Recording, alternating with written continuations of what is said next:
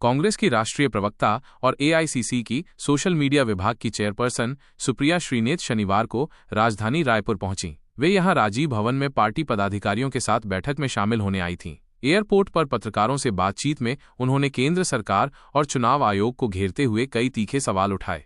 सुप्रिया श्रीनेत ने कहा, इस देश में एक ट्रेन चल पड़ी है, अर्धसत्य और पूरे झूठ की ट्रेन। झूठ इतनी जोर से बोला जा रहा है कि हम जैसे लोगों को भी उसे सच मानने पर मजबूर किया जा रहा है। इसलिए अब सत्य को भी उतनी ही ताकत से बोलना होगा। उन्होंने बताया कि वे रायपुर में प्रेस वार्ता के जरिए देश के सामने कुछ जरूरी तथ्य और सवाल रखने आई हैं। हम ये प्रेस कॉन्फ्रेंस पूरे देश में कर रहे हैं और आज रायपुर की बारी है।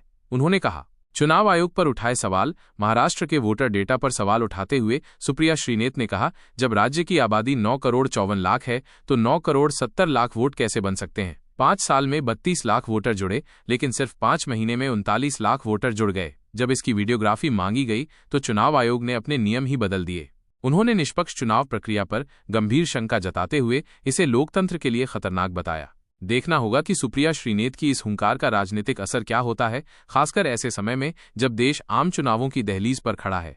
इस देश में एक ट्रेंड चल गया है अर्धसत्य और पूरा झूठ बोलने का, और झूठ क्योंकि जरा जोर से बोला जाता है तो आप जैसे हमारे बंधु भी उसको थोड़ा दिखाने पर बाध्य हो जाते हैं।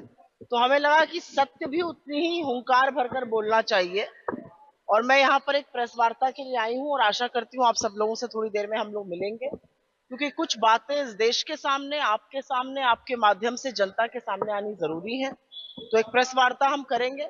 हम लोग पूरे देश में ये प्रेस वार्ता कर रहे हैं और आज रायपुर में मैं इस प्रेस वार्ता को आगे बढ़ाऊंगा।